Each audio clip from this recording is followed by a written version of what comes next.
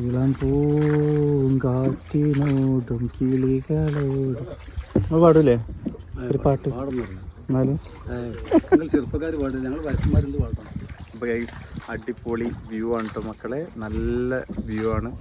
നമ്മൾ നാല് സൈഡല്ല നിങ്ങൾ പറഞ്ഞേ, 4 സൈഡും കണ്ടൽക്കാടായിരിക്കും അല്ലേ? അങ്ങനത്തെ ഒരു കാട്ടിലൂടെയാണ് നമ്മളിപ്പോൾ ഇങ്ങനെ പോകുന്നത്. ഇതാ ഗൈസ് അവിടുന്ന് വേറെ ടീം വരുന്നു കണ്ടോ.